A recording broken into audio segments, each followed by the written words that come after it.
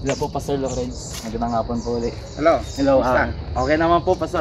Medyo nag-busy na po this past few weeks. Oo. Kaya may mainasikaso po sa sa school. Tapos yun, konting bakasyon. Kayo po, Pastor, kamusta naman po? Okay naman. Ito, tuloy-tuloy pa rin sa biyaya ng Panginoon Diyos. Ngayon po, Pastor, thank you po ulit sa time na nakapag-record po ulit tayo. At ngayon po, Pastor, ay last week lang to or kahapon yung malaki. Basta bago na rin po to. May dumaan po na verse sa po siya sa Romans chapter 8 verses 18. Hindi ko po siya talaga kabisado pa. Ang context niya po is the suffering that you are feeling right now is worth nothing compared to the glory that you will receive. Parang ganun po, Pastor. Okay, basahin ko dito. Sige po. Sabi dito, I consider that our present sufferings are not worth comparing with the glory that will be revealed in us. Amen. Okay, so yun yung sinasabi ng Romans 8:18. Tayo balik lang sa sa dati na. Tungkol saan po ba? At ano po ba 'yung context ng aklat ng Romans? Okay, yung Book of Romans ay isinulat ni Apostol Pablo sa mga Roman Christians na balak niyang dalawin sila at makipag-partner, susuportahan siya sa kanyang mga misyon, sa mga gawain. At bago siya pumunta ng Roma, sa sulat niya, sinabi niya na pupunta siya doon. So this is a letter trying to invite them to support him or to participate in his ministry. Pero itong sinulat niya sa Romans, ang pinaka-theological na libro sa lahat ng kanyang isinulat. Dito niya binuhos yung kanyang theological beliefs about God and what is happening in the world. So, yung nabasa natin ngayon, sabi dito, I consider that our present sufferings. So, mayroon siyang sinasabi na present sufferings, referring to the effect of sin sa mundong ito. Kasi yung presentation niya sa earlier chapters ng Book of Romans, pinapaliwanag niya yung sin as a problem na pumasok sa mundo dahil sa pagkakasalan ni Adan. Doon nag-umpisa yung kasalanan, and because of that, yun na yung nag-start ng pains and suffering sa mundo. So yun yung first part dito sa verse about the present suffering because of sin.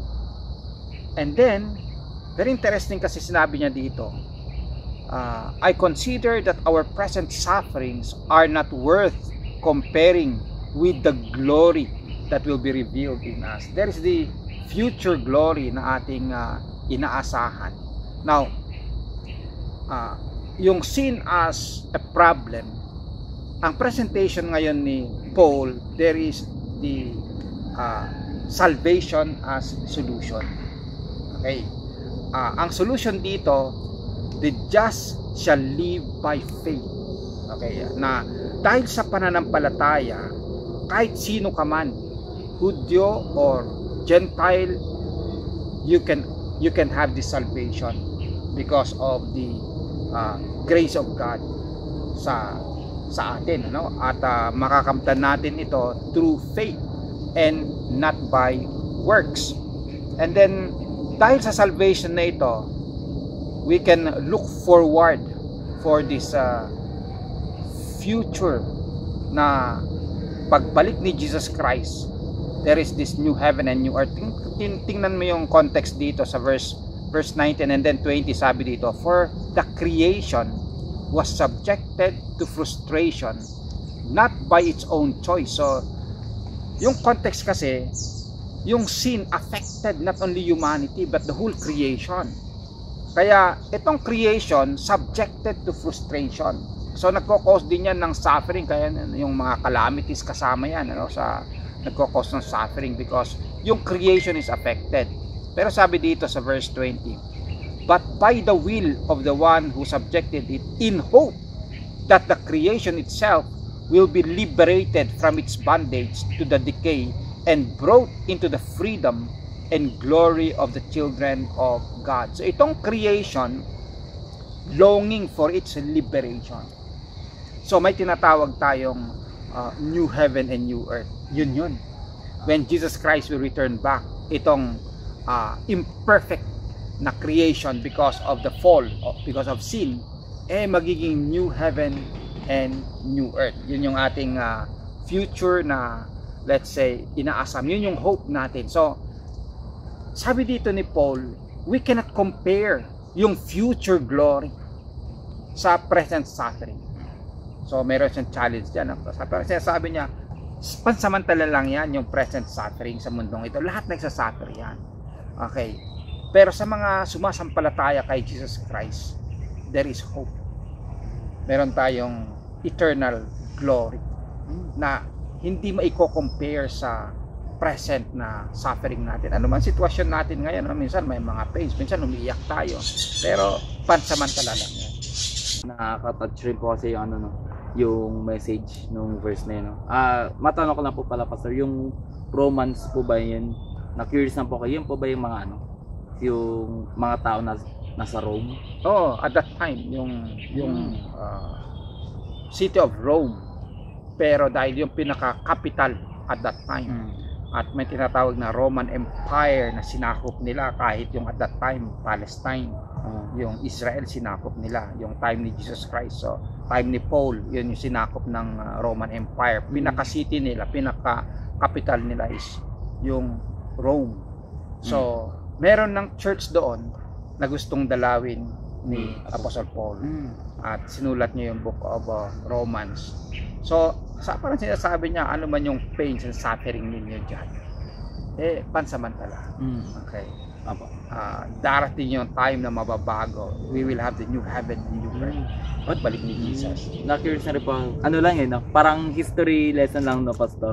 Na-curious na po ako na ba't kaya na isip or ba't na sulat ni Paul yun? Ano po ba?